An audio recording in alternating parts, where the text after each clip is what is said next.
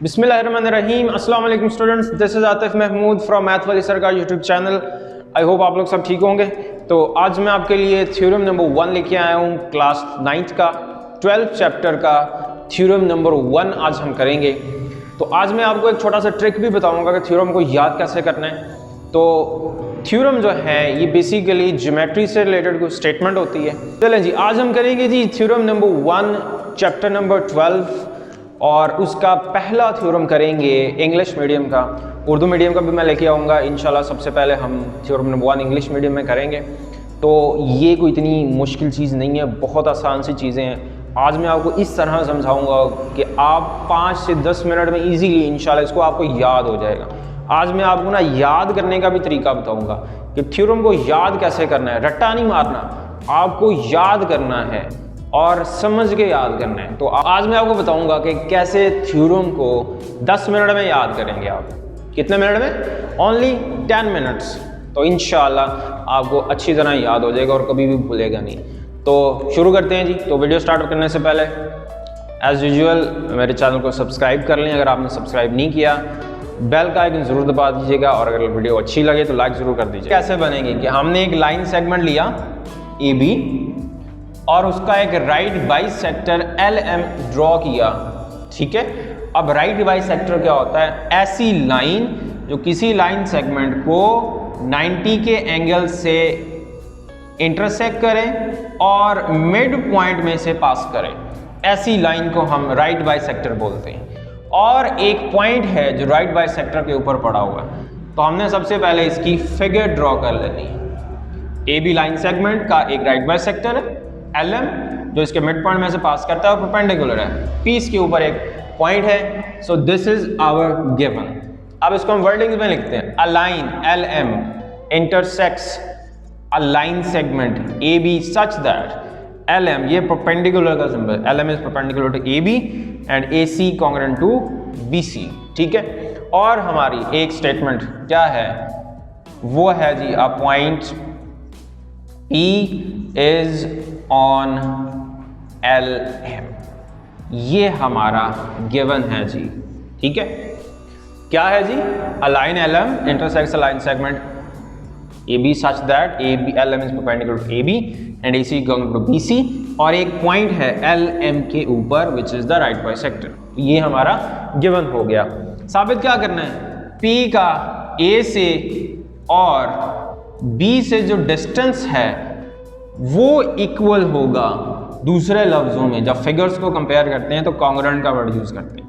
PA is congruent to PB, ये हमने prove करना है, ठीक हो गया। अब कंस्ट्रक्शन पे आ जाए। Join P to A and B। P को आपने A और B के साथ ज्वाइन कर देना है। Join P to A and B। तो ये हमारी क्या हो गई? कंस्ट्रक्शन हो गई। अब थ्योरम को याद करने का सबसे बेस्ट वे ये होता है, आपने सबसे पहले गिवन टू प्रूव कंस्ट्रक्शन और फिगर को अच्छी तरह याद करना है। मतलब इसको 2 हिस्सों में याद करना है। पहले क्या याद करना है? गिवन याद करना है, टू प्रूव याद करना है, कंस्ट्रक्शन और फिगर। और ये चारों चीज़ें आपको कहाँ से मिल जाएंगी? आपको स्टेटमेंट में से मिल जाएंगी। इससे पहले वाला सेंटेंस गिवन होता है, इसके बाद वाला सेंटेंस टू प्रूव होता है।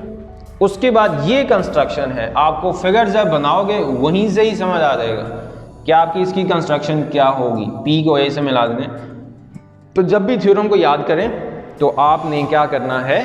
थ्योरम को 2 हिस्सों में तकसीम कर देने, गिवन, टू प्रूव, कंस्ट्रक्शन और फिगर। इसको पहले अच्छी तरह याद कर लेना।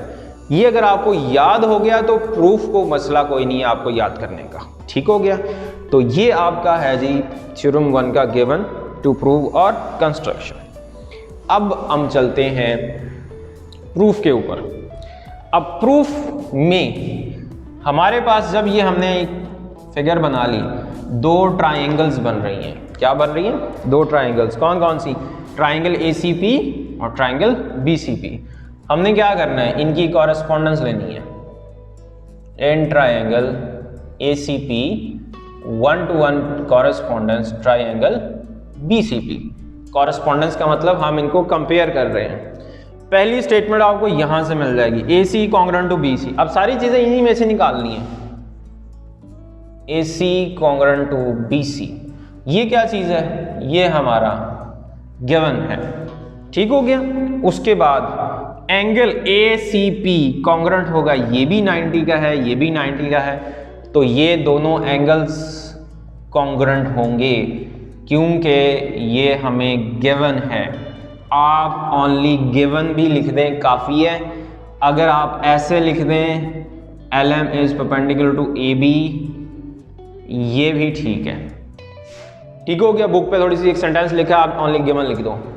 उसके बाद PC congruent to PC, PC is congruent to PC, मतलब दोनों ट्राइंगल्स की कॉमन साइड है।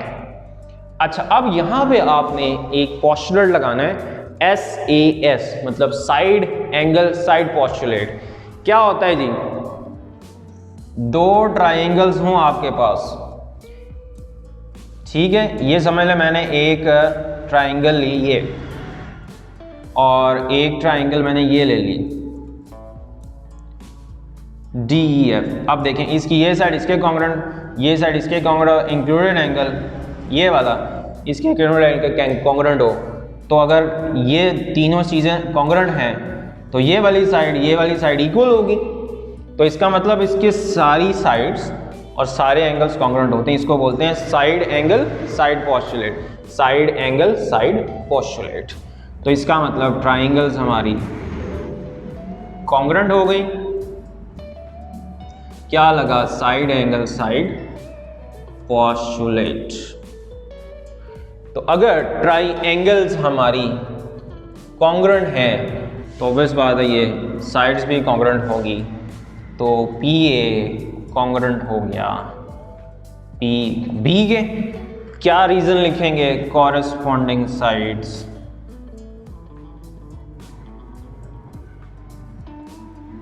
Of congruent triangles.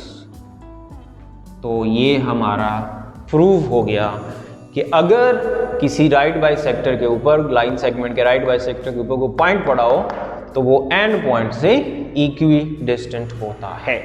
तो ये आपको मैंने अब तरीका बताना है कैसे करना है। पहले ये तीन चीज़ें याद करनी है, अच्छी तरह याद कर लें। जब ये याद हो जाएंगी ना तो आपको प्रूफ में सारी चीज़ें यही निकाल के रखनी है। प्रूफ में कोई अपने पास से कोई एक्स्ट्रा चीज़ नहीं लेनी। कहाँ से निकालनी? गिवन में से लेनी है चीज़, कंस्ट्रक्शन में से चीज़ लेनी है, जो भी रीज़न लेनी है, स्टेटमेंट लेनी है, वो आपको गिवन और कंस्ट्रक्शन में से और फिगर में से मिलनी है। उसके बाद आपको देख लो दो ट्राइंगल्स मिल रही हैं, आपने इनकी कॉरेस्पॉन्डेंस ली, ये गिवन है 90 का एंगल है तो साइड एंगल साइड पोस्टुलेट लग गया। जब ट्राइंगल्स कॉन्ग्रुएंट हैं तो हमारी ये, तो इसका मतलब है कि हमारा प्रूफ हो गया। तो इस तरह आपने थ्योरम को तैयार करना है, याद करना है, और इसको समझ के याद करेंगे तो कोई इशू नहीं होगा, कभी भी नहीं भूलेगा। तो 8 मार्क्स का ये क्वेश्चन होता है बोर्ड में। तो इसके बाद हम अगला थ्योरम करेंगे, थ्योरम नंबर 2।